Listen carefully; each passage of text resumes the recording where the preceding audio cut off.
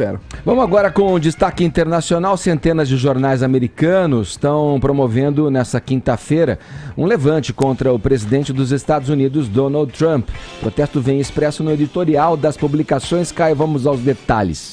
Vamos lá, tudo começou a briga entre a imprensa e o Donald Trump antes mesmo do Donald Trump ser presidente. Quando ele manifestou vontade, grande parte da imprensa esquerda dos Estados Unidos começou a atacar o bilionário norte-americano. Em 2016 ele se colocou na presidência da República e desde o início ele vem sofrendo uma série de ataques.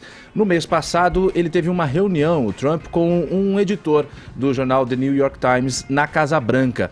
E depois desse encontro, depois dessa reunião, o Trump foi até o Twitter dele e escreveu as seguintes palavras. Diz que nesse encontro eles discutiram, abre aspas, a vasta quantidade de notícias falsas apresentadas pela mídia, fecha aspas. Esse termo fake news é bastante adorado pelo Donald Trump. Inclusive, ano passado, uma editora de um dicionário britânico elegeu esse termo como o termo do ano. Mas só pelo uso do fake news, se referindo ao encontro, esse editor que se encontrou com o Trump ficou pé da vida e publicou uma nota falando o seguinte: as declarações do Trump não só são divisivas, como também são extremamente perigosas. Isso deu o que falar.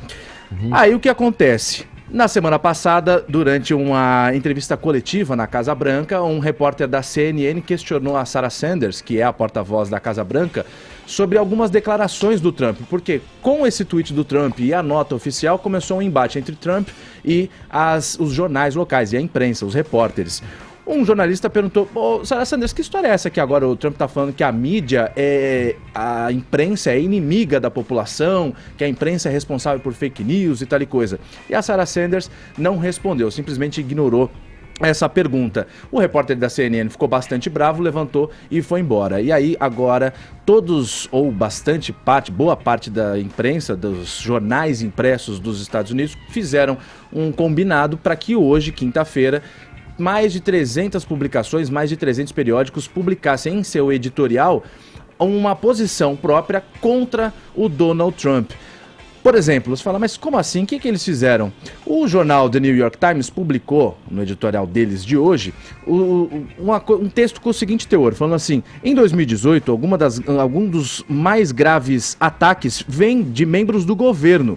Criticar a imprensa por amenizar ou exagerar o teor de suas matérias ou por publicar algo errado é inteiramente válido. Repórteres e editores são humanos e cometem erros.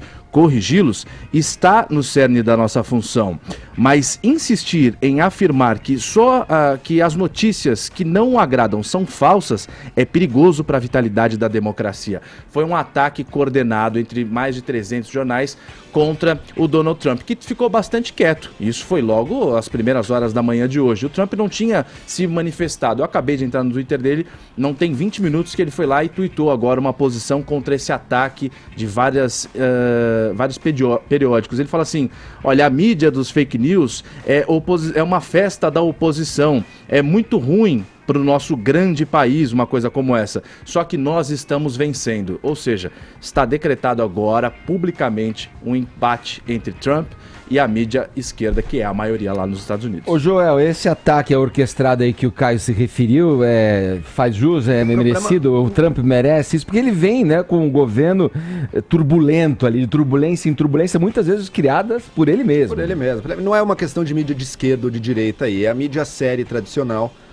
tentando reportar notícias. Claro, é um trabalho sempre imperfeito, você jamais chega à perfeição, mas o discurso do Trump iguala isso, e buscando intimidar a mídia, iguala isso a grupos que estão aí só para criar realmente notícias falsas e manipular a população. Então no discurso do Trump vira tudo a mesma coisa, e ele usa isso como uma arma porque a ascensão dele depende muito dessas notícias falsas, dessas teorias da conspiração, de factoides que são lançados por blogs. Aí ele depende muito disso, e por isso ele compra essa briga com a mídia, e ele faz lá, ele rebaixa, no fundo, a presidência americana, né? Que ele faz lá algo que a Dilma, por exemplo, fazia aqui, né? Lembra, quando alguém falava algo contra a Dilma, já vinha a presidente hostilizar o órgão. Lembra do Banco Santander, que teve uma analista que fez uma análise contra, foi demitida.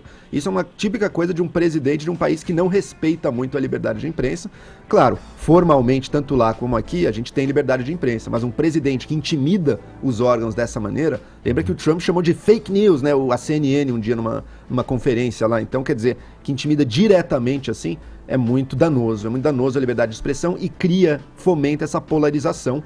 A sociedade cada vez mais dividida, o Trump ganha com isso, ele depende disso, ele quer pessoas cada vez mais radicalizadas à direita, e para isso nada melhor do que ajudar a esquerda a se radicalizar também.